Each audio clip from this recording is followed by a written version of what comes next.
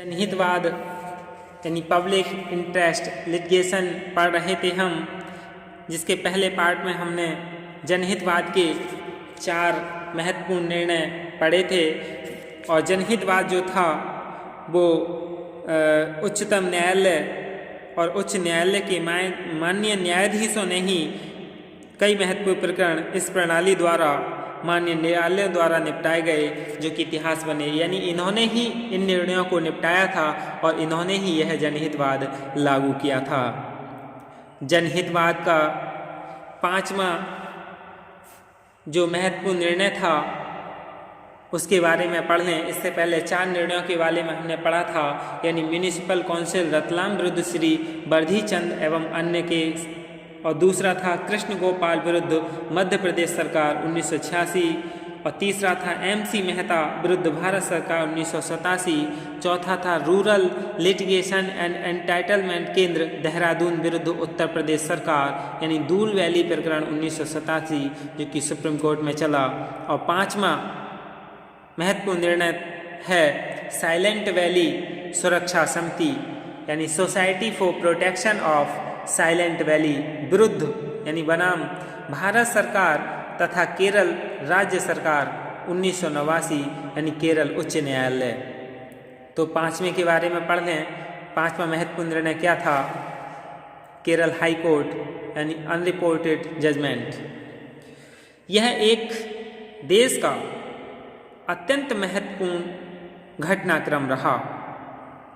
केरल सरकार प्रदेश की सघन जंगलों व वन्य जीवों से भरी साइलेंट वैली में जल विद्युत प्रोजेक्ट यानी हाइड्रो इलेक्ट्रिक प्रोजेक्ट चलाना चाहती थी। यद्यपि यह प्रदेश के लोगों को अधिक विद्युत उपलब्ध कराए जाने की एक जनहित में राजकीय योजना की यानी राजकीय योजना थी, पर उसे भविष्य के लिए कंटक मानते हुए एक स्वयंसेवी संस्था ने केरल राज्य सरकार के विरुद्ध मुकदमा दायर किया।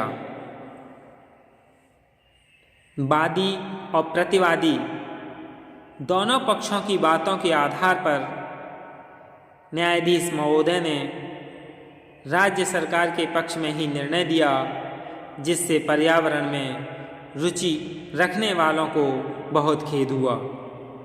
लेकिन पूरे देश की जनता की भावनाओं का सम्मान करते हुए तत्कालीन प्रधानमंत्री स्वर्गीय श्रीमती इंदिरा गांधी के व्यक्तिगत हस्तक्षेप से यह प्रकरण ही राज्य सरकार ने निरस्त कर दिया। इसके बाद छठा जनहितवाद का महत्वपूर्ण निर्णय था, वो था श्री सच्चिदानंद पांडे विरुद्ध पश्चिमी बंगाल राज्य सरकार, यानी 1987 सुप्रीम कोर्ट। यह प्रकरण जूलॉजिकल गार्डन कलकत्ता यानी जूलॉजिकल गार्डन कैलकाटा के किसी एक भाग को बेचने संबंधी था। यहाँ एक सामान्य नागरिक श्री पांडे ने भारत के संविधान के अनुच्छेद 48A के तहत राज्य सरकार के विरुद्ध मुकदमा दायर किया। जनहित को किसी अन्य व्यवसाय की तुलना में अधिक महत्वपूर्ण देते हुए विद्वान न्यायाधीश ने उस भूभाग को होटल के उपयोग में दिए जाने के लिए उचित नहीं माना और निर्णय श्री पांडे के पक्ष में रहा। यद्यपि जो इस प्रकार के मुकदमे जनहित में दायर हुए हैं उनकी सूची बहुत लंबी नहीं है, पर फिर भी पाठकों की दिलचस्पी के लिए कुछ प्रकरण हम जानेंगे, जिससे रुचि रखने वाले इनके बारे में अधिक जानकारी प्राप्त कर सकें। वो कौन कौन से हैं? यानी SP गुप्ता विरुद्ध भारत के राष्ट्रपति 1982, यानी सुप्रीम कोर्ट में चला था ये case. People's union for democratic rights विरुद्ध भारत सरकार 1982 यानी सुप्रीम कोर्ट। और तीसरा है डी दामोदर राव विरुद्ध sanitary officer municipal corporation Hyderabad 1987 Andhra Pradesh उच्च न्यायालय। चौथा है जानकारी विरुद्ध सरदार नगर म्यूनिसिपैलिटी अहमदाबाद 1986 यानी गुजरात उच्च न्यायालय। पांचवा किंकरी देवी विरुद्ध हिमाचल प्रदेश राज्य सरकार 1988 यानी हिमाचल प्रदेश। संपत राज जैन विरुद्ध राजस्थान राज्य प्रदूषण नियंत्रण board civil writ Jaipur 1980। Ummed Rai Sharma विरुद्ध हिमाचल प्रदेश राज्य सरकार 1986 यानी हिमाचल प्रदेश उच्च न्यायालय।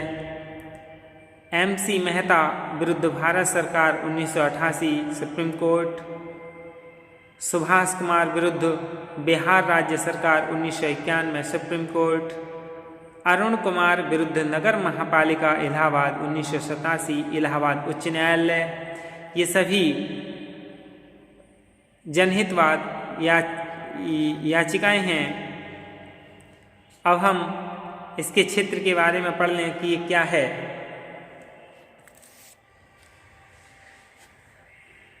सबसे पहले तो यह है कि पर्यावरण के क्षेत्र में वर्तमान में हो रहे प्रदूषण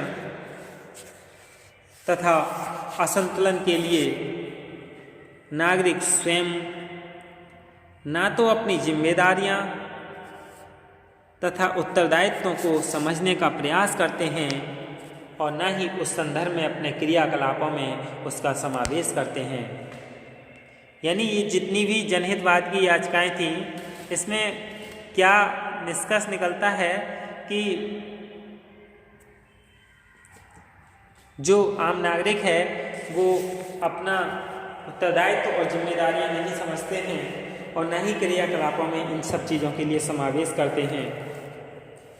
अपने समाज और देश तथा उसकी आम जनता के हित में सोचने का उनका मानस इस परिवर्तन के साथ बदल जाता है कि वह स्वयं किसी प्रदूषण को फैलाने वाले उद्योग के मालिक हैं।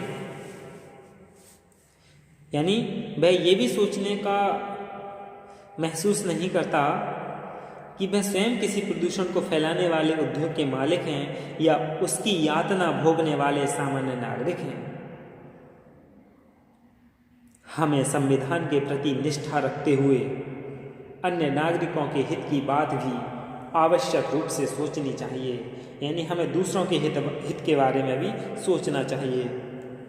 दूसरा कारण क्या है, यानी प्रदूषण को रोकने तथा उस पर नियंत्रण रखने के लिए ना तो हमारा प्रशासन बहुत अधिक सक्षम है और ना ही कानून उनकी इतनी सहायता कर पाते हैं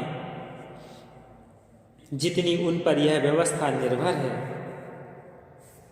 पर्यावरण के क्षेत्र में पानी के, वायु के, वाहन के, ध्वनि प्रदूषण के तथा अन्य न जाने कितने कानून बने हैं और वह सभी पूर्णता की ओर जाने को प्रयासरत भी हैं पर पूर्ण नहीं हैं। यानी कानून हमारी इतनी सहायता नहीं कर सकता, इतना अधिक प्रशासन सक्षम नहीं है जितना कि लोग इस चीज़ के लिए समझते हैं। हम प्रत्येक नागरिक को स्वयं अपने जिम्मेदारियां और उत्तरदायित्वों को समझना होगा और अपने इन क्रियाकलापों में इन सभी चीज़ों को समावेश करना होगा कि किसी भी तरीके का कोई प्रदूषण समाज में ना हो। इसी कारण कानून प्रभावी नहीं हो रहे हैं और प्रदूषणकर्ता का साहस निरंतर बढ़ता जा रहा है। यानी जो ये कानून बने हैं, चाहे जल के प्रति, वायु के प्रति, ध्वनि प्रदूषण के प्रति, किसी के भी प्रति जितने भी कानून बने हैं वो बहुत अधिक प्रभावी नहीं हैं और प्रभावी न होने के कारण जो प्रदूषण करने वाले लोग हैं उनका साहस निरंतर बढ़ता जा रहा है। बहुत सख्त कानून तथा उनका उसी कड़ाई से पालन किया जाना आवश्यक है। यानी प्रत्येक नागरिक यही कहता है कि हमारे करने से क्या होगा, दुनिया कर रही है। यदि प्रत्येक व्यक्ति स्वयं के लिए सुधर जाए तो इस तरह की क्रियाकलाप नहीं होंगे, यानी इस तरह का कोई प्रदूषण नहीं होगा। आज जितने भी पर्यावरण के क्षेत्र में प्रशासनीय निर्णय हो रहे हैं उनमें कानून अथवा दंड संहिता या संविधान के तथ्य इतने प्रभावी नहीं हैं जितने कि गरिमापूर्ण ढंग से विद्वान न्यायाधीशों ने इन व्यवस्थाओं की समाज के हित में विवेचना कर देश हित में या आम नागरिक के हित में निर्णय लिए हैं। तीसरा कारण बहुत महत्वपूर्ण है। एक पक्ष यह भी है कि राष्ट्रीय नीति में यह तय करना होगा कि हमें मानव जीवन की गुणवत्ता को बनाए रखने के लिए क्षणिक व्यावसायिक लाभों को त्यागना है। आज देश में वोटों की राजनीति ने भी जो दुर्दशा की है वह भी किसी से छिपी नहीं है। यह लोभ भी राजनेता त्यागें और अधिक हित के लिए छोटे लाभों को छोड़ने का मानस बनावें तो देश को निश्चित ही कुछ दिशा मिल सकती है। यहाँ यह बताना भी उचित एवं उपयुक्त होगा कि जनहितवाद के जरिए आम नागरिक माननीय न्यायालयों से ऐसी कठिन समस्याओं का निस्तारण करा रहा है जिनकी भारत जैसे देश में कल्पना भी नहीं की जा सकती। दिल्ली से बड़े उद्योगों का स्थानांतरण, ताजमहल के कई किलोमीटर दूरी तक धुएं वाले कारखानों का निषेध, दिल्ली में सीएनजी ईंधन से ही बसों का आवश्यक रूप से आवागमन, बिना ट्रीटमेंट प्लांट्स के किसी भी फैक्ट्री को एनओसी न देना, ये सब जरूरी हैं। आम नागरिक अब बहुत जागरूक और सावधान हैं। नए कानूनों की जानकारी से उन्हें शिक्षित करना बहुत सामयिक और आवश्यक है। निश्चय ही भविष्य अब अंधकार से हटकर प्रकाश की ओर आने लगेगा और आ रहा है। यही क्या है, जनहितवाद है। धन्यवाद।